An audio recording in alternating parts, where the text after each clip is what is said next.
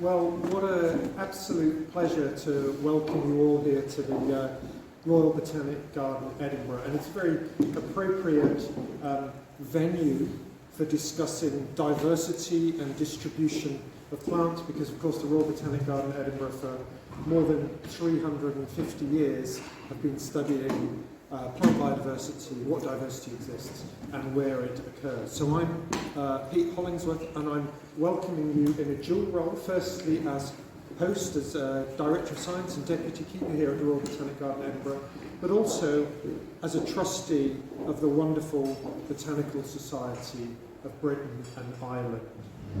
And the focus of this evening is this absolutely remarkable atlas of the distribution of plants in Britain and Ireland produced by the BSBI. I mean, it's an absolute landmark study, and it's been incredible to see just over the last few days how much media attention it's already garnered.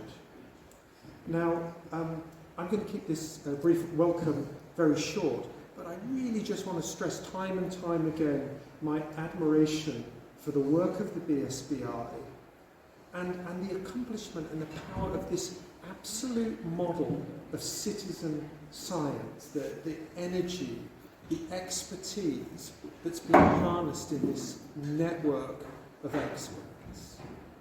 Wonderful natural historians producing an amazing data set. And so this end product, which is authoritative, extensive, and critically important for understanding plant biodiversity and how it's responding to environmental change. Now, I don't need to explain or stress to the people in this room the importance of plants, but I'm never going to miss an opportunity to reiterate the point that the vast majority of the biomass on Earth comes from plants. Plants form this dominant structural component of our terrestrial ecosystems. Everything depends on plants.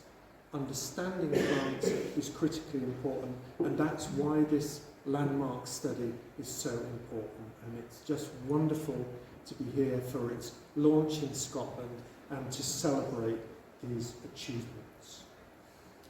So on to the rest of the evening. It's now my great pleasure to introduce Ms. Lorna Slater, MSP and the Minister for Green Skills, Biodiversity and the Circular Economy. Now, the Minister hails from Canada, where she studied engineering and has then worked in the renewables sector in Scotland before becoming the co-leader of the Scottish Green Party. Now, it's a great honour to have the Minister here this evening with a very hectic schedule and diary. We're absolutely delighted to welcome you, Minister, and I'd like to now give you the floor for the opening address.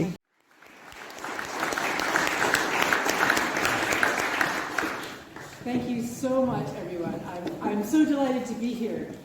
I've just had a very quick look at the beautiful books that have been produced by this project, and thinking it's nothing but graphs and maps. It's heaven. You could just nerd heaven. It's wonderful. So thank you so much for inviting me to this launch event, and thank you, Peter, for that kind introduction.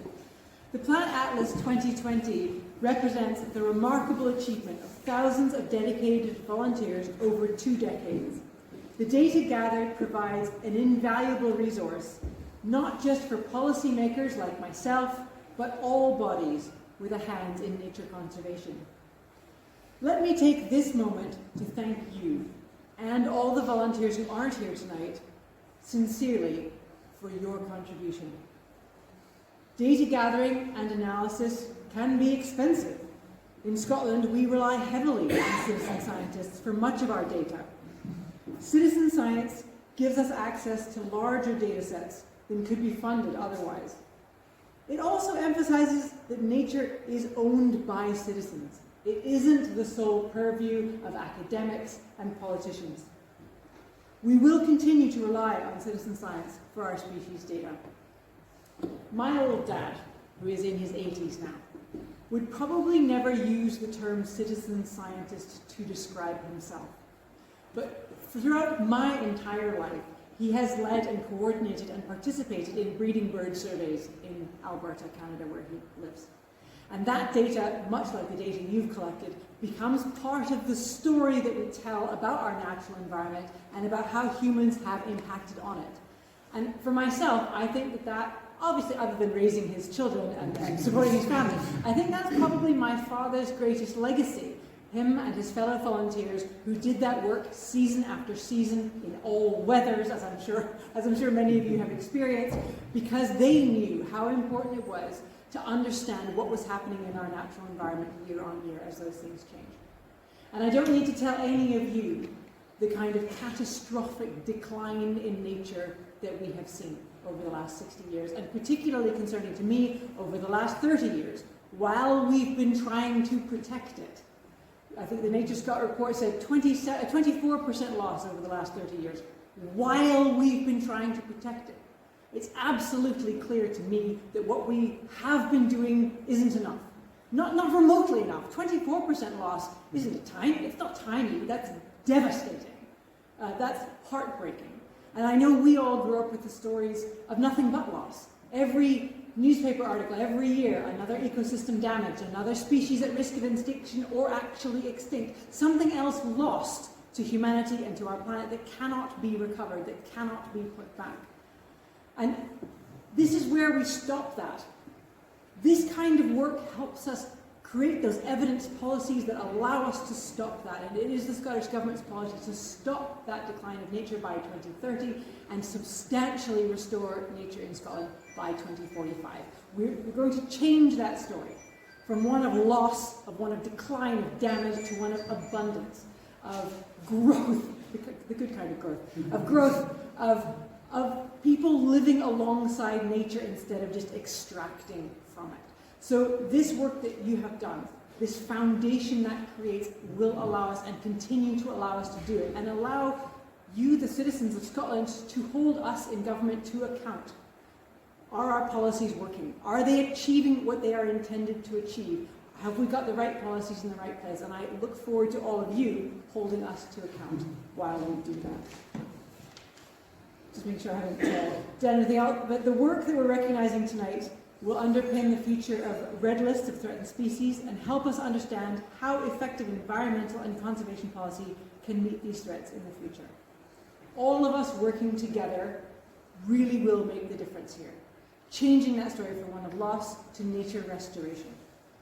So I look forward to hearing from the volunteers tonight and other BSBI members, hearing about their experiences and contributions to this important project, and I look forward to the contribution this work will make to our ongoing policy development, and I thank you all very much.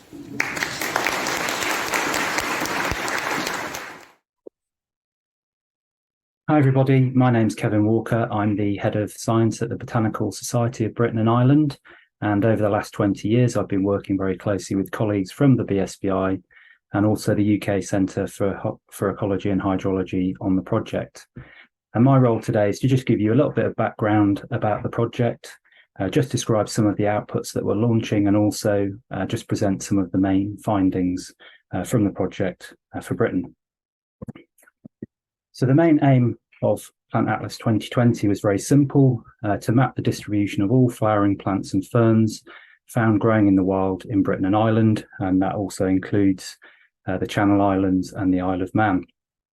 So over a 20-year period, we had thousands of botanists out scouring the British and Irish countryside, looking for plants such as the species shown on the left here, early marsh orchid, and collecting very precise grid references and locations for all those species they found growing in the wild. And then we took all that information and used it to produce dot distribution maps, like the one shown on the right-hand side of this slide, which is the distribution of the early marsh orchid. And this is mapped. The distribution is mapped at 10 by 10 kilometre grid square resolution. So each of those blue dots on that map just shows the occurrence of that species within 10 by 10 kilometre grid squares of the British and Irish national grids. But we weren't just interested in mapping distribution. Second main aim of the project was also to look at changes in distribution over time. I mean, in Britain and Ireland, we're very lucky in having two previous distribution atlases. The first one shown on the left of this slide is the Atlas of the British and Irish flora, published in 1962, and that was based on fieldwork largely undertaken in the 1950s. And that was a groundbreaking piece of work. It was the first dot distribution atlas of any taxonomic group undertaken anywhere in the world, and it's subsequently been used for lots of other taxonomic groups in lots of other countries. The second main atlas was published in 2002, the new atlas of the British and Irish flora, largely based on fieldwork undertaken in the 1990s. And then obviously we have Plant Atlas 2020, based on fieldwork undertaken between 2000 and 2019. So we took all the distribution data for all the species for those 3 periods and looked at trends over time, and basically was able to look at the change in the relative frequency of all those species over time. And this is just a graph for one species shown here on the right. And this is the graph for bee orchid.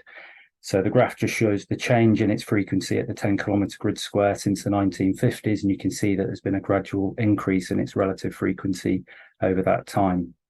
So its trend, it's actually increased in terms of its overall trend. And to do this, we used a modelling approach called Frescalo. I won't go into the detail of that approach, but the important thing to take away is that it essentially attempts to correct for differences in recording effort across these 3 atlas periods, and also differences in recording effort across the country as a whole. So there's sort of spatial differences, because obviously you have more records for areas where more people live, and less records in less populated regions, such as the Highlands of Scotland. So we produced these trend graphs for all the species included in the atlas. And just to summarise this information, we developed a trend bar, which is essentially just a simplified graphic shown down here on the bottom right. And this just tells you the overall trend for the species. It can range from a very strong decline to a strong increase. So you can see here it's indicating that bee orchid has had a moderate increase in its relative frequency since the 1950s. The other very important thing to say about Plant Atlas 2020 is that we were not just interested in mapping the distribution of native species, such as purple saxifrage shown on the left-hand side of this slide. This is a plant which we know from fossil evidence has been present in Britain and Ireland for thousands, if not tens of thousands of years, and it naturally migrated here a long time ago. So we know that's a native plant, but we're also interested in the distributions and also the changes in the distributions of plants that have been introduced by humans. And in botanical circles, we divide these into 2 main types. So we have the ancient introductions, or archaeophytes, such as the common poppy shown in the middle of this slide. And these were plants that were introduced probably by early farmers during the Neolithic period onwards. And they tend to be associated with cultivated land or disturbed habitats such as ruderal areas. And then we distinguish those from modern introductions, or neophytes. And these are species that have been introduced to Britain and Ireland since the discovery of the New World around about 1500. And many of these plants are garden plants or forestry trees that have been introduced via trade. And the example I've just given here is American skunk cabbage, which, as the name suggests, hails from North America. It's been widely grown in water gardens as an ornamental, from where it's escaped into semi-natural habitats, such as here, where I've shown it growing in a wet woodland just on the outskirts of Harrogate, where it originated from Harlow Car Gardens, just a few miles up the catchment. Okay, so just to give you some basic facts and figures about the survey, it took 20 years to complete. So it started in 2000, finished at the end of 2019. It involved 8,500 botanists of all abilities, right from beginners through to experts. And they went out in all weathers, recording the locations of wild plants in the 4,000 odd 10-kilometre grid squares that make up the whole of Britain and Ireland. So during that 20-year period, they gathered 30 million records of around about 3,500 species. Absolutely incredible effort. And today we're publishing the results of this survey firstly on a website, plantatlas2020.org, and that covers all 3,500 species covered by the project. It's free to access, so you can just go online, and all the information is on there is sort of free to view and also download. And then the second main output is a 2-volume book being published by Princeton University Press with these lovely front cover illustrations painted by Chris Thorogood, and that's covering around about just under 3,000 species. So all the native species and about 1,000 non-native species. And so I just wanted to give you an example account from the book. So this is a typical account that's in the book, but all this information is also contained on the website. So they look very similar. And I'll just go through the information. So this is the account for bluebell, Hyacintoides non-scripta, probably one of our favorite national flowers.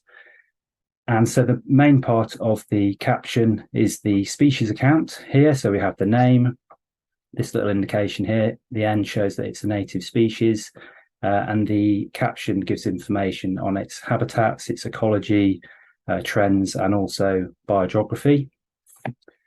Up here on the top right, we have the trend bars that I described a little bit earlier, and you can see that these are divided into Britain and Ireland. So we have trends for both Britain and Ireland, and also over the long term, which is from the 1950s to the end of the recording period, so 2019, and also over the short term which is 1987 to 2019, because that covers the second atlas that I described earlier.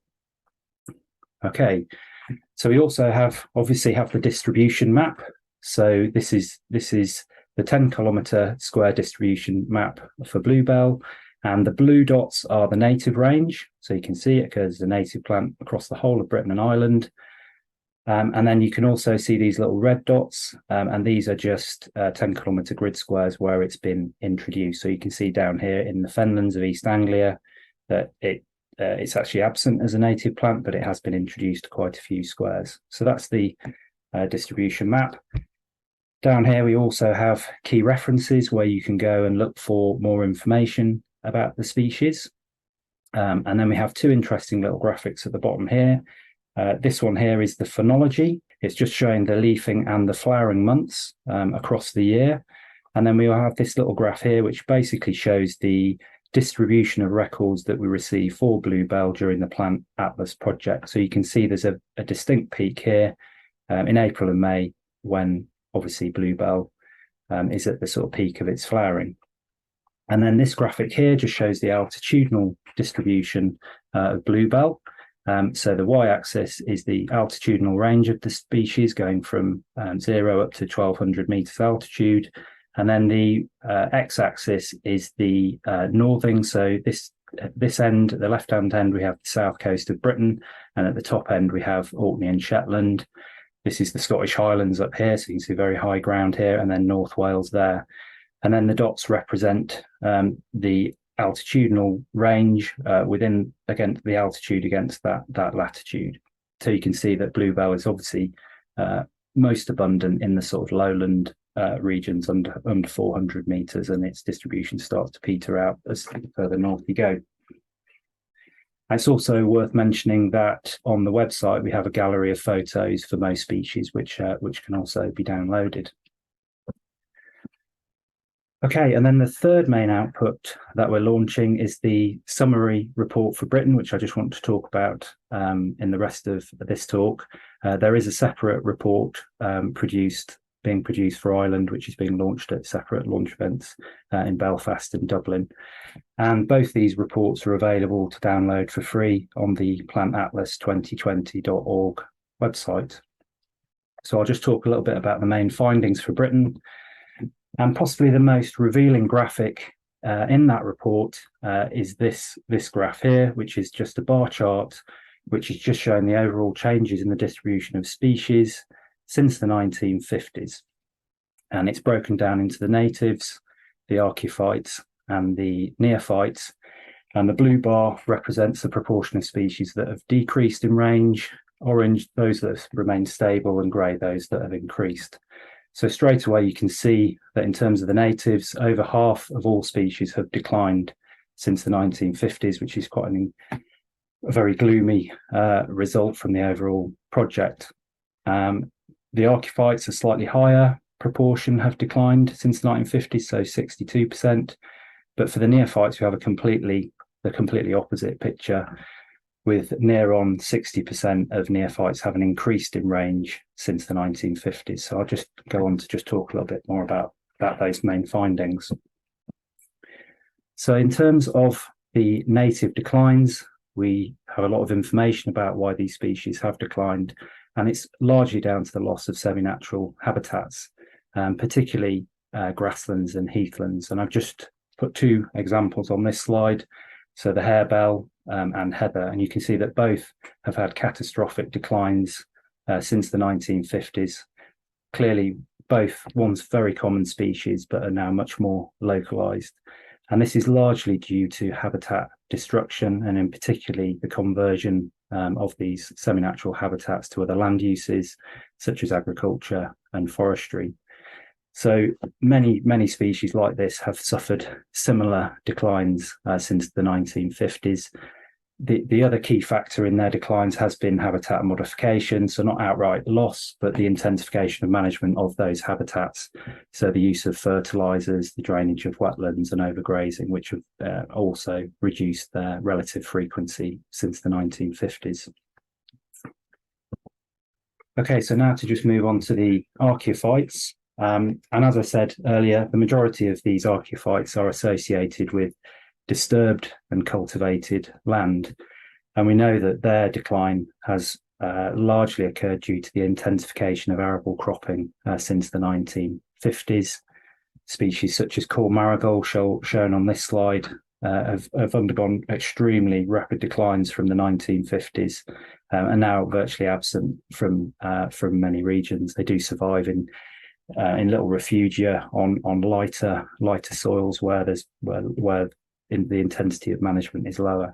So these species have tended to have declined largely due to the increased use of herbicides and fertilizers, also due to improved seed cleaning techniques which remove the impurities from the crops, changes in the sowing times, particularly the shift to autumn versus spring sowing, and also the loss of small-scale cultivation, particularly in the north and west of Britain, where in the past small-scale cropping used to occur around crofts, but obviously that's now declined, and obviously a lot of these species have declined with the loss of that land use.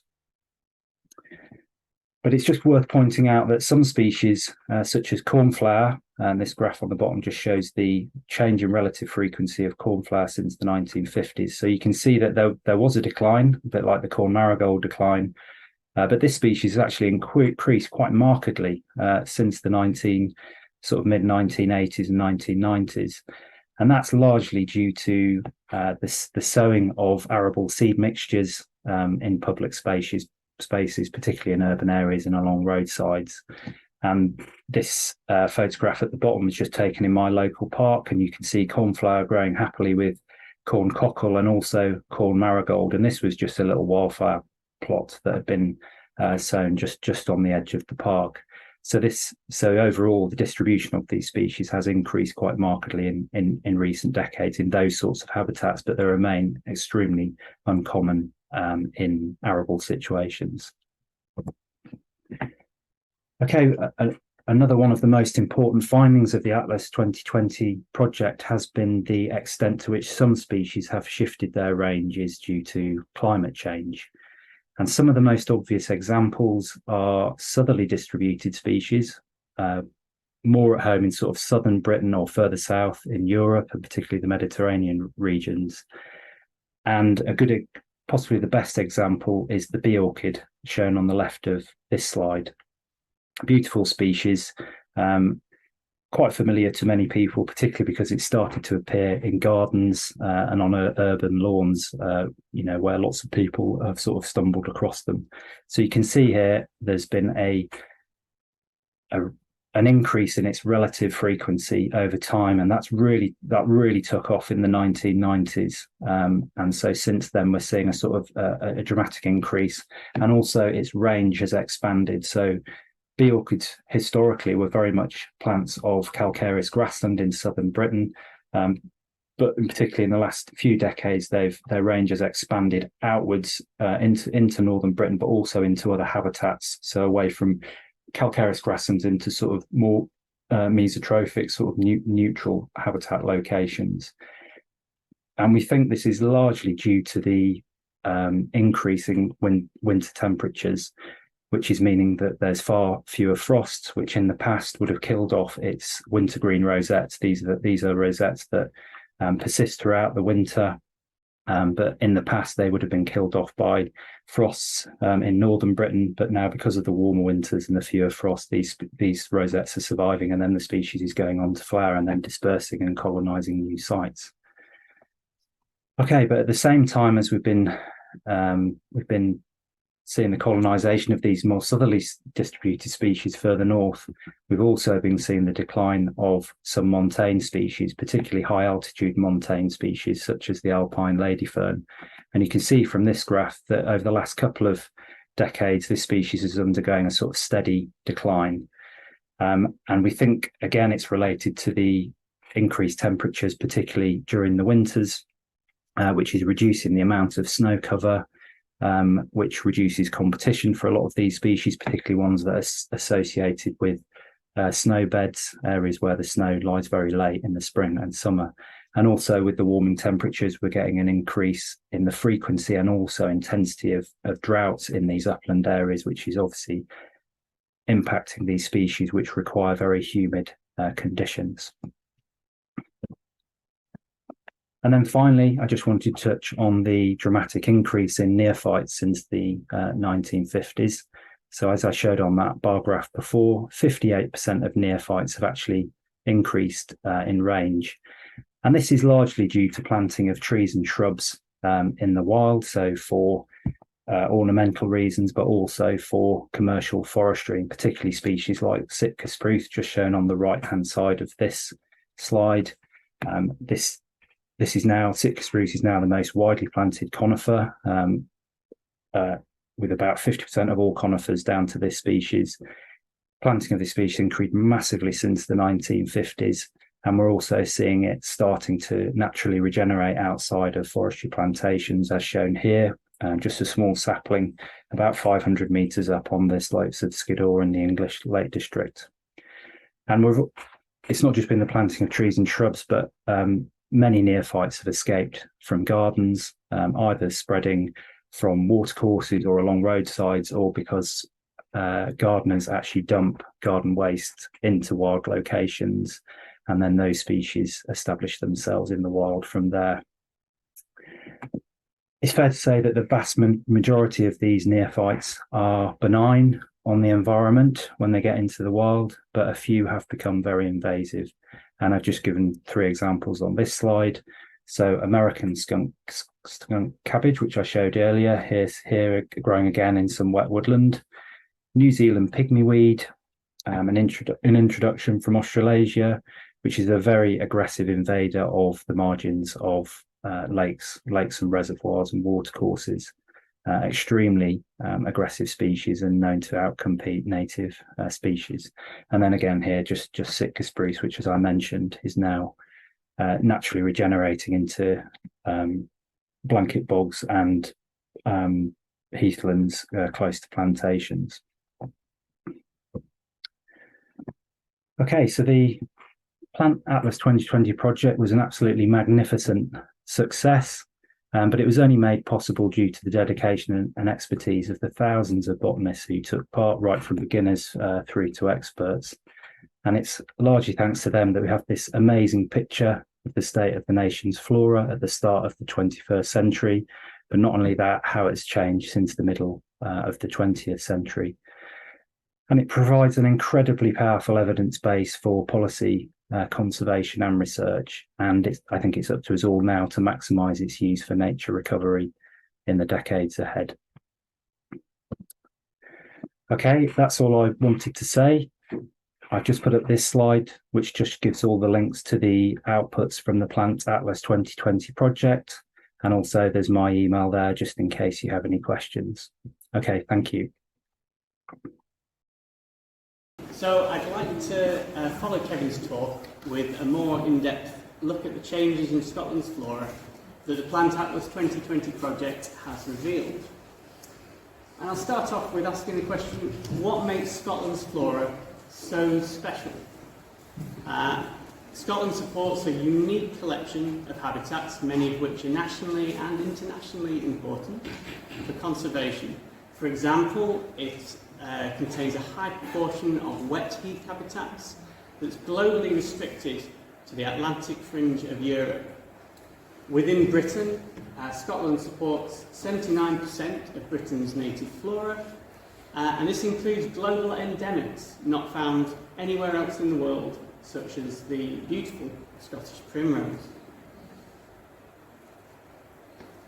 Some of our native plants are present here at the very edge of their global ranges, and this slide shows some of those present at the southern limit of their range. So we have Diapensia, a beautiful rare alpine species, top left, oyster plant, bottom left, coastal species, northern marsh orchid, which might be familiar to many people, a plant of wet meadows, and on the right the Scottish eyebright and the russet sedge, which are species of upland flushes primarily. There would be more Arctic alpine species qualifying to be at the southern edge of their range in Scotland, but for populations in the high mountains in southern Europe. So the figure of 35 species at their absolute southern range is a little misleading.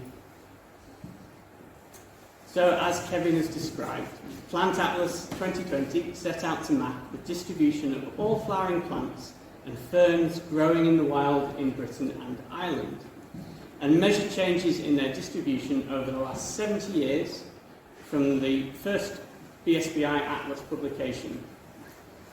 In Scotland, this involved over 450 volunteer recorders, collecting well over 3 million records of 2,500 plant species. Given the remote nature of much of Scotland and sometimes challenging terrain and conditions, this was an amazing effort, without which the Plant Atlas project would not have succeeded as it has. So a huge thank you to all people who were involved, and it's fantastic to see Vice County recorders here tonight who were the driving force behind this project.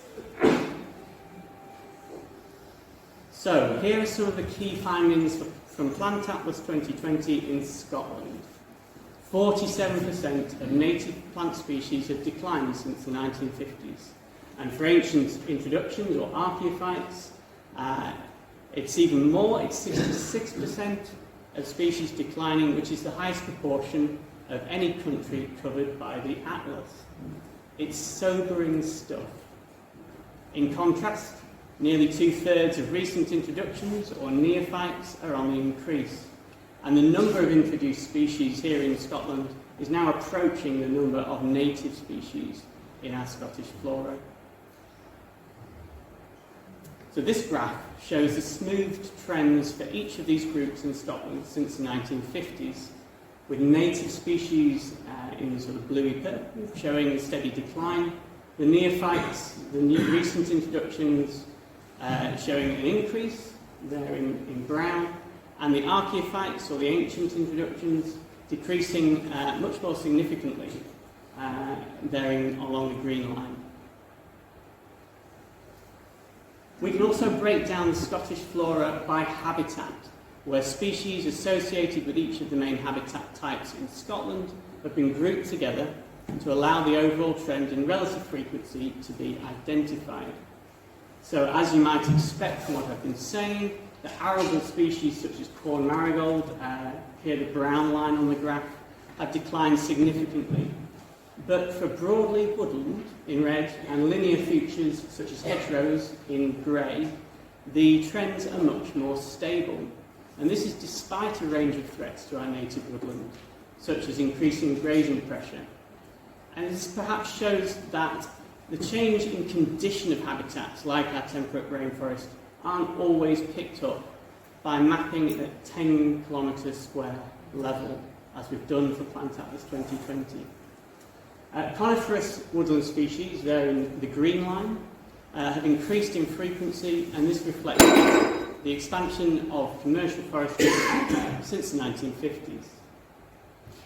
The picture for species associated with bog and montane habitats is one of recent declines, consistent across the species within these habitat groups. Heath plants, plants within heathland, appear to have stabilised after historic declines driven primarily by the loss of lowland heath to agriculture from the 1950s to the 1980s. You can see here that the variation between different species within heathlands is much greater than for the other habitats shown by the broader purple colour line.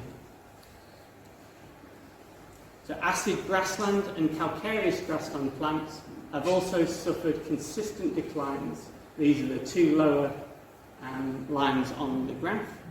And even widespread and familiar species like heath bedstraw and sheep sorrel are showing strong declines due to habitat loss in the lowland and upland fringes and changes to grazing regimes. Now, in England, a recent study demonstrated that half of all semi-natural grasslands had been lost over the last half century. There's no comparable study for Scotland, but clearly habitat loss has impacted our grassland species, such as the harebell, pictured here, which has undergone moderate to strong long-term declines. Neutral grassland species, as shown by the top line, appear to have suffered to a lesser extent, possibly because fewer species are restricted solely to neutral grassland habitats, and the creation of wildflower meadows may have played a part in this recent stabilisation of trends. So I'm now going to focus in a bit more on some of the interesting species stories that Plant Atlas 2020 has revealed, and also showcase some of the ways that you can explore this data on the online atlas. The two native species here bucking the trend and increasing their ranges into Scotland as a result of climate change are the bee orchid, which Kevin mentioned, and mossy stonecrop, a tiny plant pictured here at the edge of a pavement in central Scotland. So this slide shows the expanding range of bee orchid from 1930 at the left to the present day at the right, and the overall trend for Britain down there in the bottom right. Going through each date class, you can see how its distribution has changed over time, with it finally reaching central Scotland and Kintyre in the last 20 years. Interestingly, it's not just a single plant. The Kintyre population, I believe, has hundreds of flowering spikes.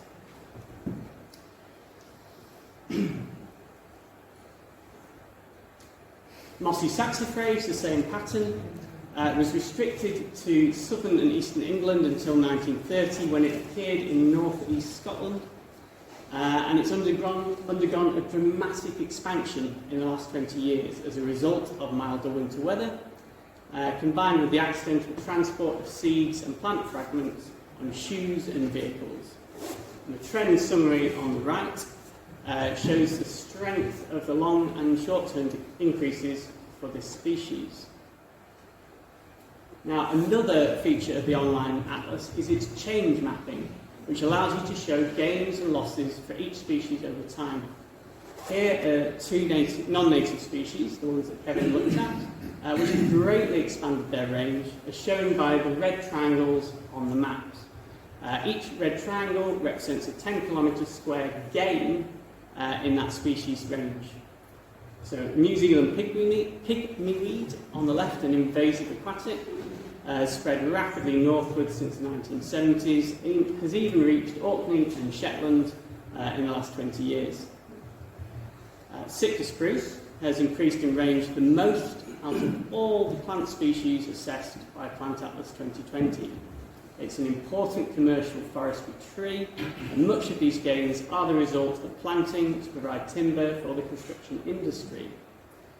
It's well adapted to our damp climate and peaty soils, and so it regenerates freely and also seeds into habitats adjacent to plantations such as heathland and blanket bog. As I've said, 2/3 of Scotland's archaeophytes, ancient introduced species, have also declined, and a really interesting example is the corn marigold, now often encountered in sown wildflower beds in urban areas. It's the big yellow one. It's traditionally an arable weed species and strongly declined in Scotland, mainly due to arable intensification, and in the west of Scotland, there's loss of small-scale arable cropping associated with the abandonment of crofting. And the distribution map shown here shows how it's vanished from most of the Hebrides and western Scotland, with each grey circle representing a 10-kilometre square area where it's not been seen since 1986. Another arable weed here, the red dead nettle, has shown similar strong declines in Scotland, and this is a species that flowers almost all year round and provides a really important food source for pollinators. And it's also a species that's adapted to urban landscapes, and it's a really good example of why blanket weed killing in built-up areas is short-sighted. For nearly half our native plant species, the story is quite depressing. Habitat loss and degradation have impacted the globe flower, causing moderate long-term declines and stronger recent declines, the result of drainage of wet pastures, meadow improvement through fertilising and reseeding, and grazing pressure in the uplands, where globe flower is often restricted to inaccessible ledges. Mountain everlasting, a beautiful white plant and species of unimproved grasslands with low fertility, has declined through habitat loss and also as a result of the increased atmospheric deposition of nitrogen, which benefits its competitors, more robust species. In Scottish uplands, grazing pressure is a threat to some species. Montane willow scrub, consisting of plants such as this woolly willow, is an entire habitat that's under threat from grazing, with populations of the willows becoming fragmented and restricted to ledges. Conservation work by the National Trust of Scotland on Ben Lawes and in the Cairngorms has shown that by fencing or reducing grazing pressure, along with careful boosting of populations by translocation, these scrub species can make a comeback. The beautiful alpine gentian is known in Scotland from just 2 areas in the Central Highlands, but its relationship to grazing is more complex, with high levels of sheep grazing causing high plant mortality, but also opening up the grassland and creating bare patches of soil where the gentian seedlings can establish. So the impacts of climate change can be particularly damaging for our high-altitude snowbird specialists, such as snow pearlwort and alpine ladyfern. These species rely on late-lying snow to reduce competition from other plants, and as less snow falls and snow patches melt earlier in the year, they're struggling. Snow pearlwort, shown here, is a very rare snowbed species, with almost the entire British population occurring on Ben Lawes. Assessing this species at 10-kilometre square level suggests it's fairly stable. But this map of Ben Lawes shows the rapid rate of recent population loss, with every blue dot representing a population lost in the last 40 years, and the few remaining green dots representing colonies that are hanging on.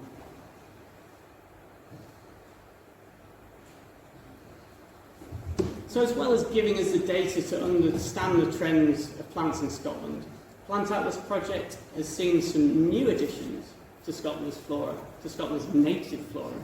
3 species new to Britain were discovered in Scotland: the salt marsh sedge, the Nordic moonwort, shown here, and the new monkey flower. Salt marsh sedge hardly ever flowers and had been overlooked until 2004.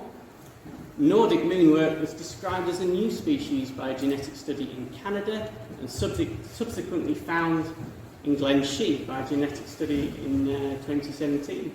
It's the ski lift behind there, just in case you didn't believe it was in Glenshire. New monkey flower is another species new to science and is a result of hybridisation between two introduced monkey flowers which are widely naturalised in Scotland. The intensive fieldwork for Plant Atlas 2020 also changed our understanding of the distribution of some native species in a positive way. A good example of this is the alpine bearberry, a dwarf shrub found in new locations due to more intensive recording in the remote parts of northern Scotland, and as a result the species is now no longer assessed as nationally scarce. So, what next for Scotland's flora? Plant Atlas 2020 is an incredibly powerful tool for policymakers and conservationists as they seek to protect our wild plants, the habitats they live in and the wildlife they support. We need to use it and the data that underpins it to help strengthen protection for our threatened plants by safeguarding the best remaining sites and by managing them effectively. We need to restore our compromised habitats, such as peat bogs and native woodlands, and ensure that areas of high quality habitat are linked together in the landscape. We need to manage our land, water and soils more sustainably for plants, moving away from unsustainable farming practices and land management that promotes high densities of livestock and deer in the highlands. We need to put plants at the heart of our conservation initiatives, as other wildlife depends on them for food and shelter, and that will ensure overall gains in biodiversity. We need to engage in effective monitoring of plants that can deliver reliable data that answers clear policy and research questions. And finally, we need to reduce plant blindness, where despite their importance to us, plants are often overlooked and undervalued.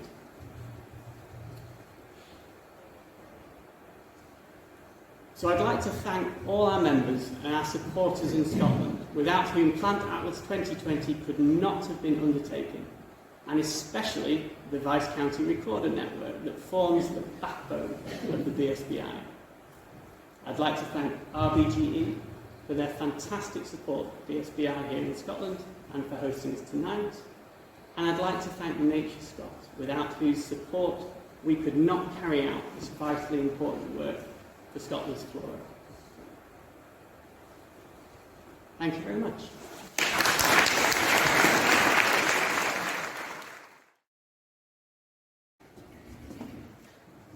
Well, I'm very, very pleased to be here tonight. Managed to get over Shap Summit, where the snow was beginning to fall, and there wasn't very much when I got over it, so that was really nice.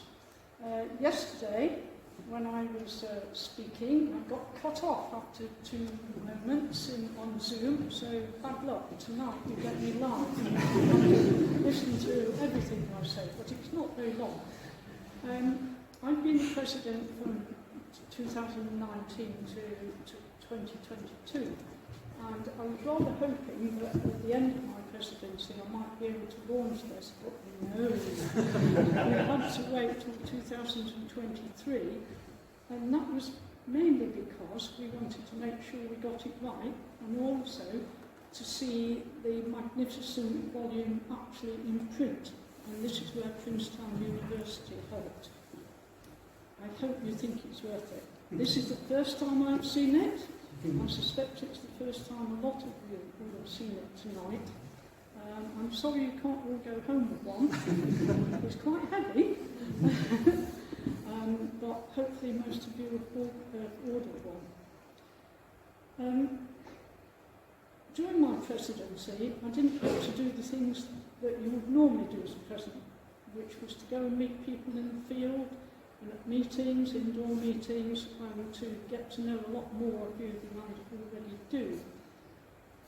So we were quite restricted during that period, and hopefully we're moving on from there now. But this is when I found plants even more important and vital to me. I went out into the garden, and I went round my local surroundings, and I was able to see things springing into life. Because it was in March, and luckily it was a nice warm period, and we were all allowed to go out and walk just about an hour, and then a bit longer. So seeing them really delighted me, and it made me realise how important they were to me. And I know a lot of other people said that too. You know, they didn't have to be botanists to see a bright yellow dandelion. You know, it was just a sign of life. I feel we must look after them, and we've got to ensure their survival so that they can help us.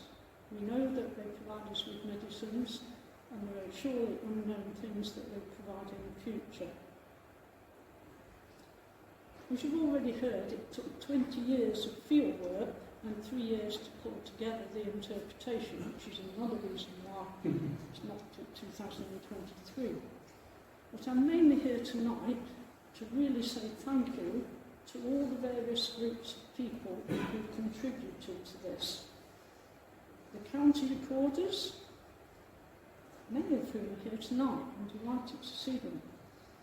The thousands of field botanists throughout Britain and Ireland, past and present, we've lost a few during the time, sadly, who recorded in all weathers and in all terrains, and to provide us with the many millions of records that make up the atlas. We want to thank the taxon referees. And taxon is a species, a hybrid of subspecies, because they helped the recorders with the determination of the more challenging groups of taxa. I'd like to thank the editors, the authors, the main people here, Pete Joe, Kevin Walker, Tom Humphrey, Holly Pescott and Richard Birchmont. But also all the volunteer authors who helped write the species account, because there are many more people who've contributed, as you'll see when you get to read it. We'd like to thank David Roy at the Biological Records Centre. The Botanical Records Centre is organised and funded by the UK Centre for Ecology and Hydrology and the Joint Nature Conservation Committee. They've been pivotal in the analysis of the Atlas dataset and the design of the Atlas 2020 website. So the actual printed volume was produced, as I said, by Princeton University Press with 4,000 printed copies. So get yours soon. The advantage of getting Princeton to help us was that they are a worldwide publisher. So we hope that not just botanists in Britain and Ireland will see this, but we hope it might be found on the other side of the world. At Princeton University Press, we want to thank Robert Kirk and the design team, Rob Still, Andy Squash. We're going the wrong way, sorry. Oh dear, I'm jumping slides. You just have to listen to Rob Still, Andy Squash, sorry, not Squash, and Martin Jones, who throughout the process of steering the book to publication were endlessly helpful, hard-working and professional. We also want to thank our funders. Can I go back? No. Oh dear. Our funders, right. And there's a list of these, both organisations and various individuals who donated generously and supported this outstanding achievement. And these include, for instance, an old friend of mine, sadly no longer with us, Gigi Crompton, who was a BSBI recorder in Cambridgeshire for over 40 years. And her generous legacy helped us to ensure that the Atlas would see the light of day, as it now has done. Thank you all very much for coming tonight. I mean, it's so much better to do this live than be cut off by Zoom after mid-sentence. I'd like to invite Simon, Ellen and Phil Hosworth to step across, because we do appreciate the help that we get from University Botanical So they're going to get, as far as I know, the first copy of the atlas. Oh, very special. So Sarah's going to help me put it into volumes.